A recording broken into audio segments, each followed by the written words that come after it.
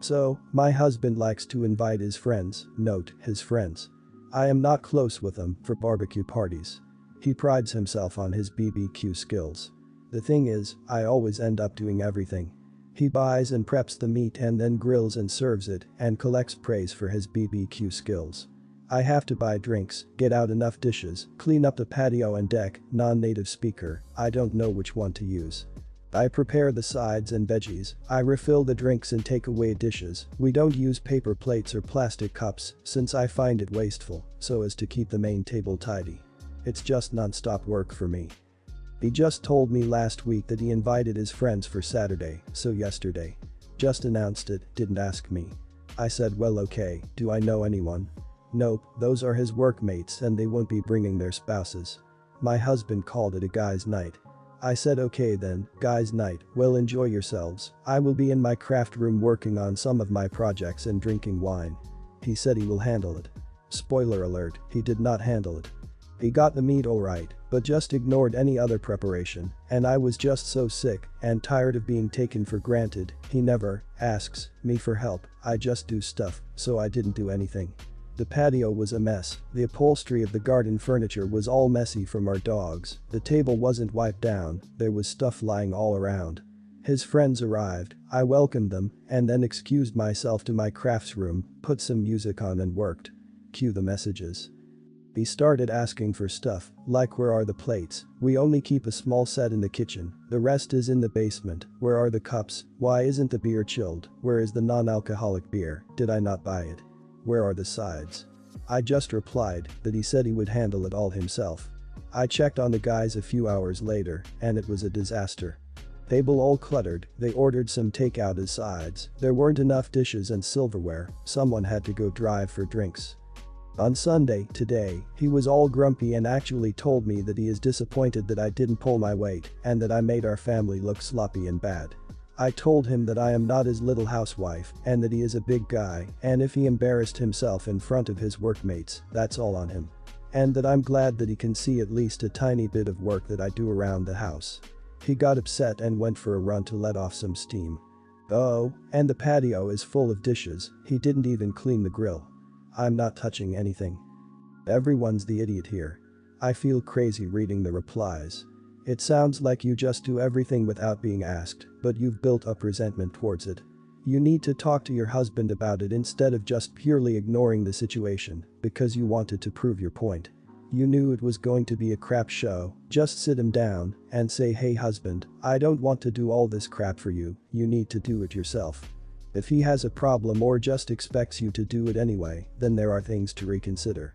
As of right now, you sound as petty as he is.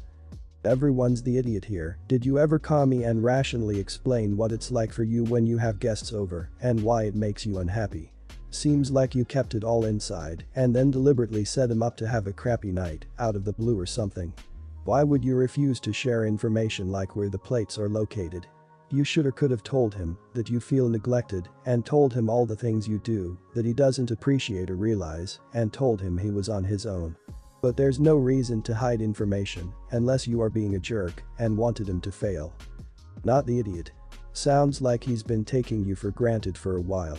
Once he's cooled off I would personally have a calm sit-down discussion about why this happened. He dropped this on you and expected you to do stuff without him asking. He doesn't notice or appreciate what you do. If he wants a BBQ to be a team event he needs to ask not tell and pull his own weight on the supporting elements etc, and hopefully this will go some way towards changing things. I am a mom of an only child, Jake, who just turned 9 back in August. Jake is obsessed with anything to do with building and wants to be an architect when he's older. I fully support this dream and have spent a crap ton of money buying the graph paper, the table, rulers, and the biggest expense, Legos. He likes to spend his time drawing out his plans for his Lego builds before he moves over to the blocks to actually build things, and I think he's fantastic at it. For his birthday, I cleared out our spare room and hubby and I set it up as Jake's office complete with a huge Lego table. This room is my son's pride and joy and he spends a lot of time in there. Anytime any kids come over, they have to have his permission to go in and we enforce it. Here's where the problem starts. My sister-in-law recently left her husband and her 3 kids came to stay with us. This would be fine if she hadn't started throwing a fit about Jake's office. She wants more room in our house, even though they have the entire finished basement that has a family room that they are using as a bedroom. She wants us to clear out Jake's office so she can have space away from her kids. When we told her no, she got angry. She then started demanding we let her kids play in there because Legos are toys and Jake needs to share. I told her she was out of her damned mind because Jake said he didn't want his cousins in there, that he's working on a huge project, he has been building a city. Sister-in-law went crazy and ended up destroying all the work Jake put into his build. Now there's no excuse. I was beyond angry and went downstairs, grabbed her stuff, threw it into bags and threw it all out of my house, and told her to leave. Our family and my husband think I was a major idiot for what I did, and now I'm starting to question if I was. Am I the idiot? Not the idiot, it's not about the Legos, it's about her trying to call the shots and assert her dominance in your house, and when you didn't cave she freaking damaged your child's possessions. She can get the hell out and stay out. Any relatives that have a problem with it can take her in. Your husband probably just thinks you were too extreme because he's brainwashed into thinking you have to put up with crap behavior from family. Sadly, most people would let family do things they would never let a stranger get away with. Not the idiot. You did a favor letting her in, beggars can't be choosers. She made herself a nuisance and wouldn't follow a very basic rule. She did this to herself. As the saying goes, play stupid games win stupid prizes. Good luck helping Jake rebuild. You're a good mom for defending your son. Your husband should see you as an example and do the same. He may even need to cool off elsewhere if he thinks his sister had any right to destroy his son's property and to try and steal his birthday present. Not the idiot. There were 2 things that were gonna happen. 1. Your kid remembers this as the day your sister-in-law destroyed his dream room and you let her take the room from him and use it for her own enjoyment. 2. Your kid remembers this as the day your sister-in-law destroyed his dream room and you erupted in glorious rage, literally packing her bags for her and kicking her out to protect her kid property and by extension the basic respect for his things and spaces. I, 16, was chosen by my school principal to tour a new girl named Fatima, 16, around the school and hang out with her for the day. I had a majority of my classes with her, so the school principal decided I could help her out a bit. While we were walking to the cafeteria, she asked me a few things about myself, like my birthday, religion, favorite movies and shows, etc. I told her that I was Jewish and that piqued her interest in me, since she was a Muslim. She started asking me a bunch of questions like, wait, doesn't that mean a farmer would love you since you can't steal his pigs? Just like me. Or why wouldn't my parents let me get a Star of David tattoo on my forehead? I got annoyed with her asking so many questions about my religion, so I tried to change the subject. I asked her about more general topics like siblings and the school she came from. So instead, she starts saying, so you're Jewish. Don't you speak up about what Israel does to Palestine on social media? It's best to use your voice. Now, I get this question about Israel a lot from people online and strangers in real life when they learn I'm Jewish, so it gets annoying fast. I tell her that I was born in New York and had nothing to do with the country of Israel at all. Instead of just dropping the subject entirely, she harasses me even more about it, saying that it was my duty as a Jew to stop the oppression done by other Jews. At this point I am annoyed and tell her to drop the subject entirely, or I would stop talking to her. Fatima continued to talk about Israel until I left the lunchroom to go to the bathroom. My friend sided with me after they heard the story, but the principal said that I shouldn't have walked out on someone who was curious and didn't mean harm.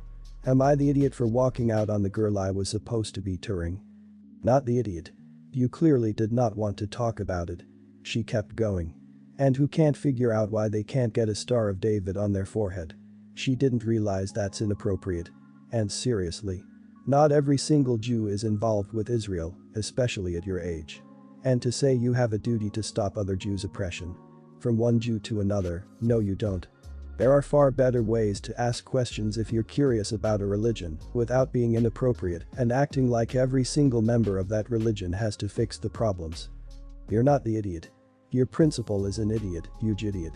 When you reported that you were the target of persistent religious harassment, the head administrator at your school told you should swallow it up and keep quiet instead of removing yourself from the situation. That is wrong on every level. You handled the situation maturely and appropriately. Talk to your parents about meeting with the principal. Maybe he or she is teachable. If not, consider escalating to the school superintendent or board. Mild everyone's the idiot here because I think that the girl was absolutely an idiot by not respecting you and wanting to continue talking about your religion instead of just taking the tour around the school. But you should have dropped her off with the principal or other admin person instead of leaving her. You got in trouble with the principal for leaving her, regardless of what she said to you, possibly because the principal didn't think the girl was being offensive. She was very offensive. I, 25, currently live alone and work as a mechanic. Both my parents are deceased. I have an older brother who took me in after my parents' house was taken, and it was absolutely difficult phase. I was working at an auto shop and was demanded to pay for food and household stuff for my brother and his wife so I could continue to live with them. I couldn't save enough money to move out, and it got worse. My life turned upside down when I was diagnosed with Hodgkin's lymphoma at the local community hospital. At first, several doctors could not identify the type of cancer I had.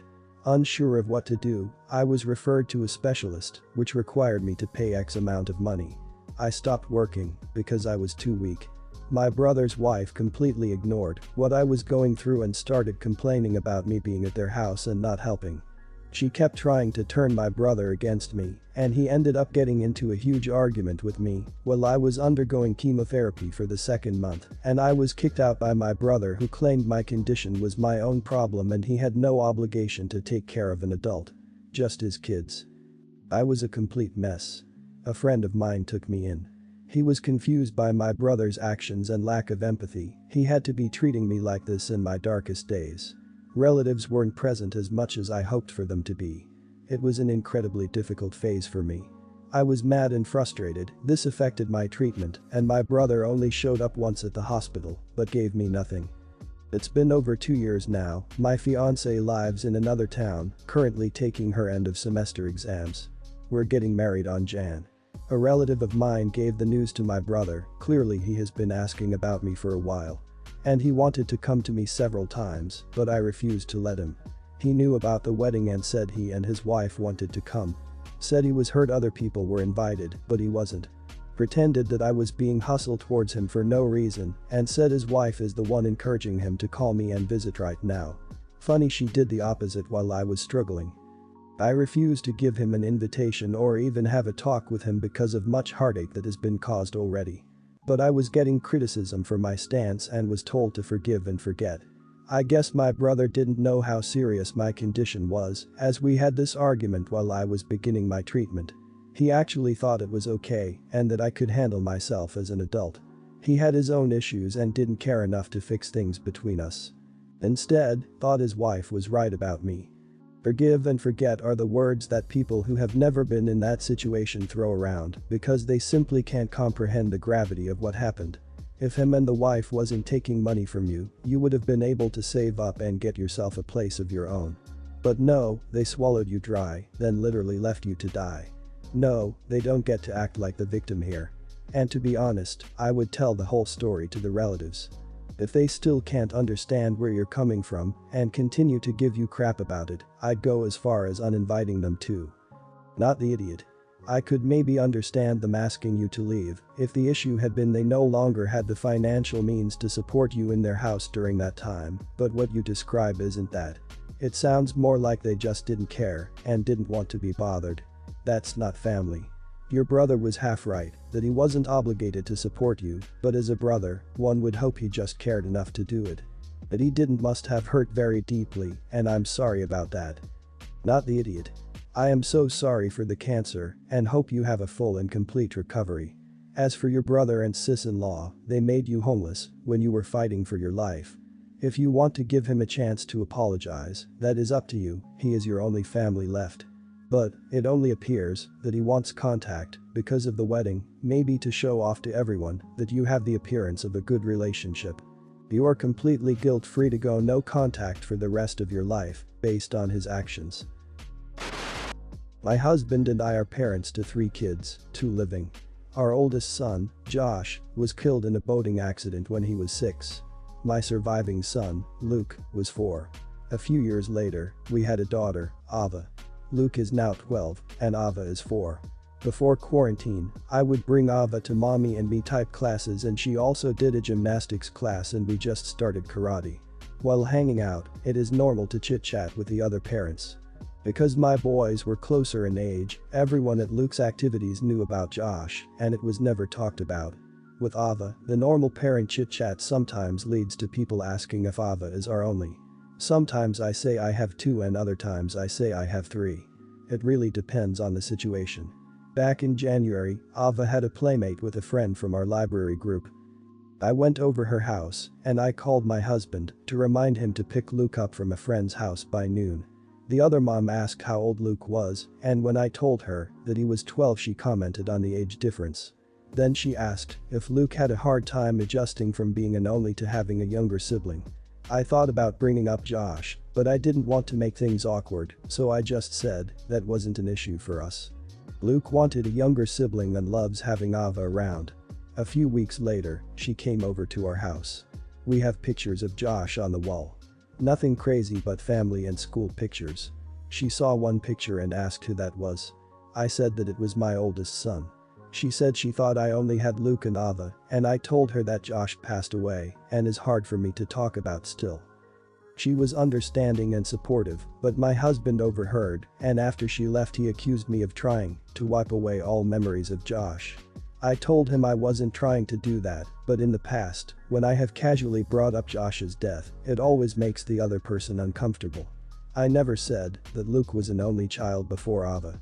I said that Luke didn't have any jealousy surrounding Ava's birth and was happy to have a little sibling. That was true.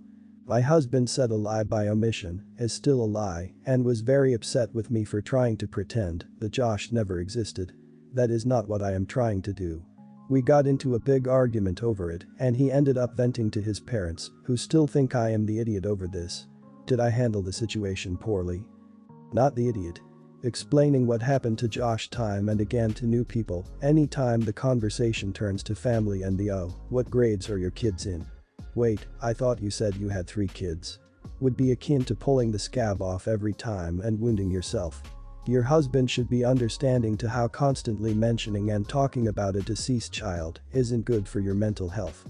You're not forgetting you have a child who passed away, you're protecting yourself by not always bringing it up. Although this is in no way the same, I sometimes omit my sister, who passed 20 years ago, when someone asks how many siblings I have. Other times I leave her in. It kind of depends on the person. No idiots here, this seems above the scope of the sub, though. It sounds like your husband and you are coping with the grief differently, and that's okay. If it continues to cause issues, I suggest marriage counseling to help you and your husband process this together. No idiots here. I'm so sorry for your loss. My wife lost a sibling, and I've seen how my in-laws struggle with the same kind of thing you're talking about. I understand both you and your husband. I think you could do a better job of explaining your feelings to your husband, that it still hurts so much to talk about Josh with strangers or acquaintances. Talk about your feelings, not about how it affects other people's feelings. Your husband also of course needs to be accepting of how you cope.